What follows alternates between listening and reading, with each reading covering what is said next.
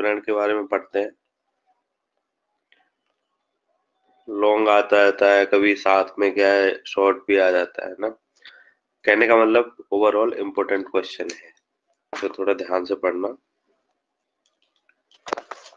Brand का मतलब क्या होता है, ऐसा निरुक्ति में बताया गया है। सुश्रुत चिकित्सा स्थान सेकंड का ये रेफरेंस है, ठीक है। तो देखो क्या लिखा है, व्रण, व्रण किसे कहते हैं, गात्र विचूर्णे। गात्र का मतलब क्या होता है, गात्र किसका पड़ रहा है, किसी को पता है, शरीर का, ठीक है। यानी व्रण किसे कहते हैं, जो गात्र का विचूर्णन करता हो। विचूर्णन का मतलब क्या समझेंगे हम, टिश्यू डैमेज से समझ सकते हैं, ठीक है। तो जो शरीर का विचूर्णन करते हो उन्हें व्रण कहते हैं। विचूर्णन का मतलब क्या होता है, टिश्यू डैमेज कहते हैं, ठीक है, ऐसे समझ सकते हैं। तो कोई भी ऐसी चीज है जो शरीर के जो टिश्यू है उनको डैमेज कर रही है, उसी को हम व्रण कह देंगे। परिभाषा की बात करें तो परिभाषा में यहाँ पे कुछ लिखा है, व्रणोक्ति यस्माद् रूढ़े अपि व्रण वस्तु नास्यति उदाहे धारणा यस्माद् व्रण इत्य उच्यते। मतलब कहने का मतलब क्या है, आप लोग ना भी याद करें तो कोई बात नहीं। व्रण अगर ये मतलब बता रहे हैं कि व्रण अगर रूढ़, रूढ़ का मतलब होता है भर भी गया हो, मतलब जैसे वो होता है ना फोड़ा फुंसी टाइप कुछ बन जाता है, जैसे स्किन है यहाँ पे कोई फोड़ा फुंसी टाइप बन गया है, ठीक है। तो वो ये कह रहे हैं कोई एब्सेस हो गया है, तो वो क्या भर भी गया हो तो वहां पे क्या है, स्कार मार्क रह जाते हैं ना, जैसे होता है फेस वगैरह पे कुछ हो गया था तो वहाँ पे स्कार मार्क रह जाते हैं। जो स्कार मार्क है उसी को आयुर्वेद में व्रण वस्तु कहा गया है, ठीक। तो वही कह रहे हैं कि व्रण अगर रूढ़ यानी भर भी गया हो तो जो व्रण वस्तु है वो नष्ट नहीं होती है। तो व्रण वस्तु क्या है, नष्ट नहीं होती है। तो वही कह रहे हैं कब तक नहीं होती है, जब तक मनुष्य देह धारण करके रखता है, मतलब आजीवन रहता है, तो उसी को व्रण बोला गया है। एक तरीके से उन्होंने बताया कि जो अगर कोई व्रण है वो भर गया है, रूढ़ हो गया है, रूढ़ का मतलब क्या है, हील हो जाना, प्रॉपर तरीके से हील हो गया है, उसके बाद भी उसके जो स्कार मार्क है जो व्रण वस्तु है वो रह जाती है, और जब तक मनुष्य का शरीर धारण करता है तब तक वो ऐसा रहता है, इसी को व्रण कहते हैं, ऐसा ये इन्होंने बोला है। कारण और संप्राप्ति की बात करें तो दो तरीके से बताया गया है, निज और आगंतुष। अभी देखेंगे है ना वेद में भी। तो निज का मतलब क्या होता है कि जो हमारे दोष होते हैं ना, वात आदि दोष जो है वो पहले प्रकोप होते हैं, फिर क्या करेंगे, दोष प्रकोपित हो तो उससे क्या है बाह्य मार्ग में, इतना याद नहीं रखना है। निज और आगंतुक मतलब उसकी संप्राप्ति बता रहे हैं कि निज वाले कैसे होंगे। आपको पता है निज में क्या है, दोषों का इन्वॉल्वमेंट होता है, जबकि जो आगंतुक होते हैं उसमें एक्सटर्नल फैक्टर्स का इन्वॉल्वमेंट होता है, तब दोष प्रकोपित होते हैं। मतलब निज वाले में पहले दोष प्रकोपित होंगे, फिर वो व्याधि को उत्पन्न करते हैं। लेकिन आगंतुक में क्या है, जैसे मान लो किसी को ट्रॉमा हो गया, उसकी ट्रॉमा की वजह से यानी एक्सटर्नल फैक्टर की वजह से दोष प्रकोपित हुए, देन क्या है वो अपना इफेक्ट दिखाते हैं, ठीक। तो निज मतलब बात आदि दोष के प्रकोप से दोषों का प्रकोप होता है, वो ये क्या करते हैं, बाह्य मार्ग में आश्रित होकर निज व्रण को उत्पन्न करते हैं। आगंतुक मतलब मैंने बताया था कि एक्सटर्नल जो फैक्टर्स होते हैं वो रेस्पॉन्सिबल होते हैं। तो इसका मतलब क्या है, जो अस्त्र शस्त्र विष ये सारी चीजें क्या है, ये आगंतुक में आती है, ठीक। वेद इंपॉर्टेंट है या थोड़ा सा पता होना चाहिए, वेद पूछे जाते हैं। तो वेद की बात करें, कारण वेद से जो व्रण है वो दो प्रकार के होते हैं, निज और आगंतुक, जो कि अभी हमने देखे थे। संप्राप्ति भी बता दी थी कि कैसे होता है। दोष के हिसाब से व्रण की संख्या कितनी होती है, 15 होती है। 15 कैसे होती है, ये सब आप जोड़ा बनाना जानते हो तो उसी तरीके से आपको कि बात पित्त कफ है ना, पहले तो तीन कौन से, बात पित्त कफ वाले हैं, फिर सन्निपातज होगा और एक रक्तज होगा। तो यानी 4 और 1 5 तो ये हो गए, फिर उनका सबका जोड़ा बनाएंगे, फिर त्रिदोषज कर देंगे, है ना, 2 दोष वाले 3 दोष वाले करके ऐसे 15 हो जाते हैं, ठीक। तो इसमें कोई ऐसे याद करने की तो जरूरत है नहीं, फाइनल ईयर तक तो ये सीख जाते हैं। उसके अलावा साध्यता असाध्यता की बात करें तो 4 बताए गए हैं। एक तो साध्य व्रण होते हैं जो इजीली ठीक हो जाते हैं, कृच साध्य मतलब डिफिकल्टी होती है उनमें, और एक याप्य मतलब जब तक दवाई देते रहोगे काम होता रहेगा, जैसे दवाई बंद हुई वो फिर से ऐसा हो जाएगा। और एक क्या होते हैं, असाध्य होते हैं, ठीक है। तो ये 4 प्रकार के हो गए। तो पहले कारण वैसे निज और आगंतुज हो गए, दोष के हिसाब से 15 हो गए, साध्यता असाध्यता से जो आप जानते हैं वो हो गए। अब अकॉर्डिंग टू रोपण की बात करें, रोपण का मतलब होता है हीलिंग, ठीक है। एक तो शुद्ध व्रण होता है, ये जो शुद्ध रोहित और रूढ़ व्रण है ना, इनके लक्षण पूछे जाते हैं अलग से 5 नंबर में या 2 नंबर में, ठीक है, तो याद रखना। तो अकॉर्डिंग टू रोपण हीलिंग के आधार पर एक तो शुद्ध व्रण होता है, शुद्ध व्रण के क्या लक्षण होते हैं वो अभी आगे पढ़ेंगे। एक रोहित व्रण होता है, रोहित का मतलब क्या है, जो हील हो रहा है इन प्रोसेस, है ना, प्रोसेस में है, हील होने के प्रोसेस में, यानी कोई व्रण बना वो धीरे धीरे ठीक हो रहा है, उसको क्या बोलेंगे, रोहित।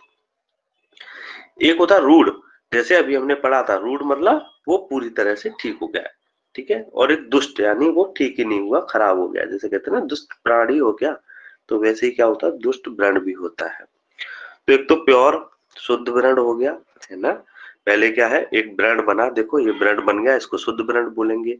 अब 3-4 दिन हो गए, ये धीरे धीरे ठीक होने लगा था, तो इसे रोहित व्रण बोलेंगे। अब 4-5 दिन और हो गए, पूरी तरह से ठीक हो गया, तो इसे रूढ़ व्रण बोलेंगे। और एक ऐसा व्रण जो बिल्कुल खराब हो गया है, ठीक ही नहीं हो रहा, उसे क्या बोलेंगे, दुष्ट व्रण कहते हैं, ठीक है। तो ये रोपण के आधार से हो गए, ठीक।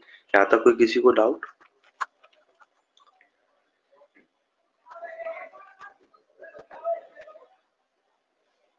बताओ। No sir. ठीक, अब देखो लक्षण पूछा जाता है कि व्रण के निरुक्ति परिभाषा लिखते हुए उसके भेद बताते हुए भेदानुसार लक्षण लिखिए, ऐसे क्वेश्चन आता है लॉन्ग, ठीक है। तो अब इसमें होता क्या है, जैसे लक्षण में क्या है, वात वाले में क्या है, स्तब्धता होगी, यानी जहाँ पे भी व्रण होगा वो स्तब्ध होगा, श्याम वर्ण का होगा, तोद होगा। तो आप देख पा रहे हैं कि जो दोष है उसी के हिसाब से वहां पे लक्षण लिखने, तो इसमें ये भी तुम्हें याद करने की नीड नहीं है। अब देखो तुम लिख सकते हो अपने आप से बात के पित्त के, अगर तुम्हारे पास समय है तो वो जो हमने बनाए थे ना अभी के, बात पित्त वाले होंगे, फिर बात रक्त वाले होंगे, तो इस तरीके से, ठीक है, तो वो बना सकते हैं।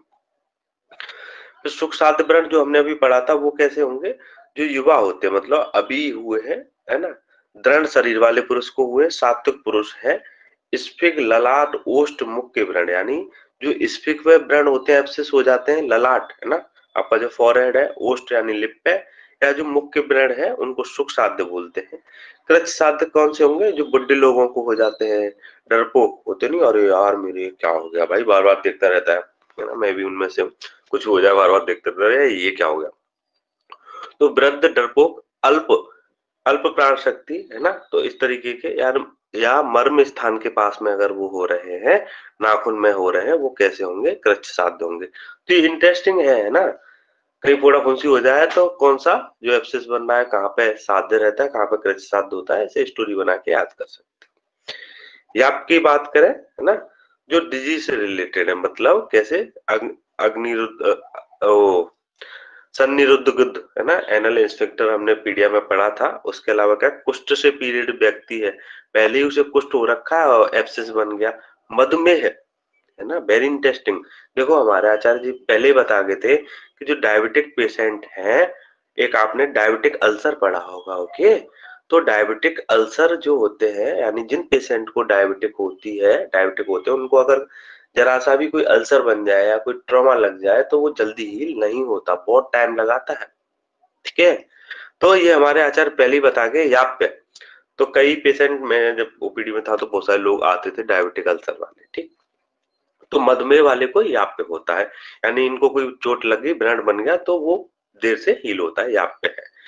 राक्षमा है ना, राजक्षमा है ना, टीवी टीवी का पेशेंट है, वैसे ही बल्ब क्षीण हो रहा है, तो उसमें भी ये देश होता है। असाध्य किसको, जिसके मांस पिंड के समान उठे हुए हों, घोड़े के होठ के समान उठे हुए व्रण, है ना, ऐसे घोड़े के कठिन हो गए हों, उनमें से जो सिक्रीशन हो रहा है व्रण में से, वो दुष्ट हो रहा है, तो उसको हम असाध्य बोलेंगे। तो ये लक्षण है, थोड़ा ध्यान से करोगे तो रट्टा लगाने की कोई जरूरत नहीं है। शुद्ध व्रण के लक्षण, इनमें से तुम्हें 110% एक क्वेश्चन मिलेगा, ठीक है, याद रखना, ज्यादातर ये पूछा जाता है, ये और ये वाला, ठीक। तो शुद्ध व्रण के लक्षण, यानी जिह्वा, पहले ये देखो तीनों दोषों का प्रकोप ना हो, ठीक है, मांसादी की ग्रंथि, यानी जो टिश्यू का ग्रेनुलेशन हो गया हो, है ना, टिश्यू जो होते हैं वो ग्रेनुल फॉर्म में हो गए हो। देखो और क्या लिखा है, जो व्रण जिह्वा तल, यानी जो हमारी जिह्वा होती है उसके तल के समान कैसे होते हैं, आपका जो पैलेट होता है कैसा है, मृदु होता है, स्निग्ध होता है, अल्प वेदना युक्त होते हैं, सुव्यवस्थित यानी वेल अरेंजमेंट जिनका होता है, एवं निरस्राव, निरस्राव का मतलब क्या है, उनमें से कोई भी सिक्रीशन ना हो रहा हो, ये लक्षण दिखाई देते हैं तो उनको क्या बोलते हैं, शुद्ध व्रण कहते हैं। मीन्स जिह्वा, जिह्वा तल वो है ना, जिह्वा के तल के समान मृदु स्निग्ध लक्षणों विगत वेदना। तो देखो यार क्या है, जो हिंदी में लिखा है वो श्लोक में तो बेटर है, अगर 5 नंबर का 2 नंबर क्वेश्चन आता है पूरा दे देगा, ठीक। उसके अलावा सुव्यवस्थित निरस्रावस्येति शुद्ध व्रणचेति, है ना, सुसूचिकित्सा स्थान जो हमने अभी पढ़ा था वो वाला है। तो जिह्वा तल वो यानी जिह्वा तल के समान मृदु स्निग्ध लक्षण विगत वेदना, ठीक है, अल्प वेदना, विगत का मतलब होता है कम वेदना। उसके अलावा सुव्यवस्थित निस्रावस्यति शुद्ध व्रणचेति, ठीक है, शुद्ध व्रण के लक्षण हो गए। नेक्स्ट हम बात करते हैं किसकी, रोहित व्रण की। रोहित व्रण मतलब जिस, अभी मैंने बताया था रोहित और रूढ़ में, जिस व्रण में कपोत वर्ण के समान, ठीक है, तो जिह्वा तल के समान किसमें था, शुद्ध में, है ना भाई। नॉर्मल कंडीशन एक तरीके से आप समझ सकते हो, जिह्वा यानी शुद्ध होती है ना, जिह्वा हमारी शुद्ध है। और रोहित, रोहित कैसे है, कोई रोहित कबूतर का नाम है ऐसे समझ लो, कपोत वर्ण का, ठीक है। तो रोहित किसका नाम है, कपोत कबूतर का नाम। तो जिसका वर्ण कपोत वर्ण के समान हो, वर्ण जो ओष्ठ है उठे हुए हो, श्राव रहित हो, स्थिर पीड़िका युक्त लक्षण होते हो, उसे क्या बोलते हैं, रोहित व्रण कहते हैं। आचार्य चरक ने शुद्ध व्रण को ही रोहित व्रण कहा है, वेरी इंपॉर्टेंट, ठीक है। तो ये तुम वहां पर अगर रोहित व्रण आता है तो ये वाला क्वेश्चन लिख के आओगे, ठीक है। या तुम ऐसे बोल सकते हो कि जब रोहित व्रण आएगा ये वाली लाइन लिखने के बाद तुम क्या करोगे, फिर एक स्टार मार्क लगाओगे, बोलोगे आचार्य चरक ने शुद्ध व्रण को ही रोहित व्रण कहा है, यानी शुद्ध व्रण के यहाँ पे तुम ये वाले जो लक्षण है ये लिख सकते हो, ठीक है। चलो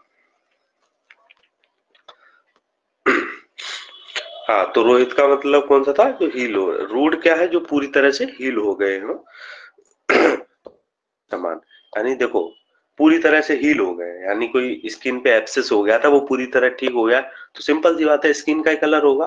पहले शुद्ध व्रण में किसके समान, के समान था, और जो दुष्ट व्रण है वो सॉरी रोहित वाला कपूत वर्ण के समान था, और जो रूढ़ व्रण है वो त्वक संवर्ण यानी त्वचा के समान होता है, वेदना रहित होता है, अग्रंथि यानी उसमें कोई भी नोडल का फॉर्मेशन ना हुआ, समतल।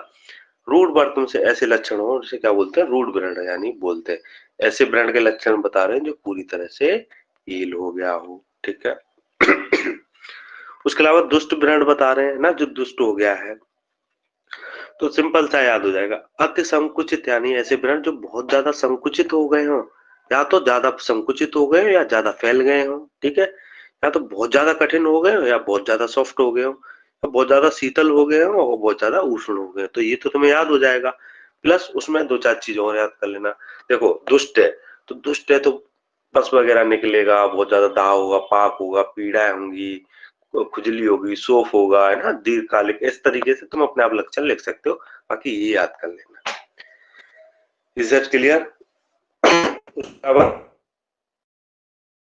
परीक्षा कैसे करते हैं इनकी, दर्शन स्पर्शन और प्रश्न, मतलब वह यानी एज, जैसे हमने वर्ण के वर्ण पढ़े थे कि कपोत वर्ण का किसमें था, रोहित वाले में था, ठीक है, जिह्वा तल किसमें था, बुद्ध में था, ठीक है। और स्किन के कलर मतलब कैसा है, मृदु है, शीत है, देखो प्रश्न पूछेंगे वेदना कैसी है की परीक्षा करते हैं। इज दैट क्लियर, आया समझ में, किसी को कोई डाउट है यहाँ तक।